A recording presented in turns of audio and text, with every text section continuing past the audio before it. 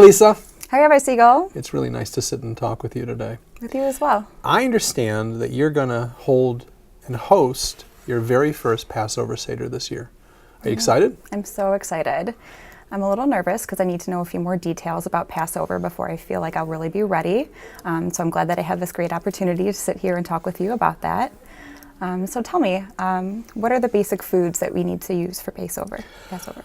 Well, when we talk about Passover, we have to first start with Chametz and the whole issue of leavening, because that really takes us to the essence of the holiday from the perspective of Torah. Chametz is defined as flour and water that's been allowed to sit together in a mixture for more than 18 minutes.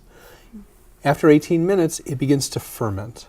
And the fermentation process, the leavening process, is really the definition of Chametz. So the first thing we have to do is sort of clean our house out of anything that's Chametzdik and make our homes kosher for Passover. And then that's going to dictate the foods that we use during Passover.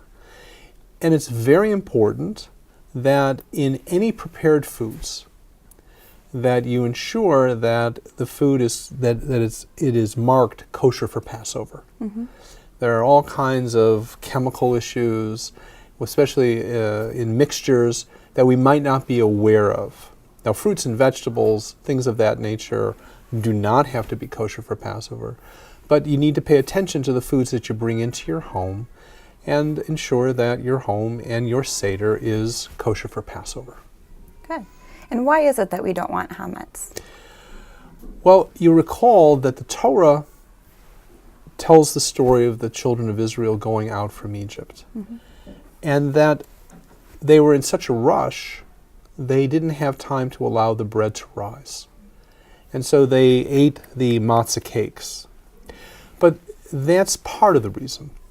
Because if you examine the book of Leviticus carefully, what you'll begin to see is that anything that is fermented is forbidden from being placed on the altar, on the mizbeach. So even in the book of Leviticus, the Torah commands us to use matzah, unleavened bread. Why? Because in a very interesting way, the fermentation process is about decay.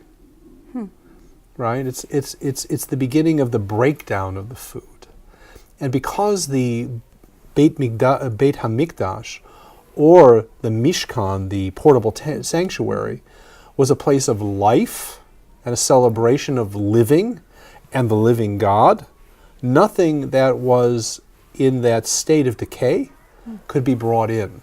So in a very real way, during the holiday of Passover, which comes in the springtime, which is a life-affirming time, it makes sense that we might use unleavened bread in that way in our homes to celebrate the birth, if you will, of the Jewish people as they go out from Egypt.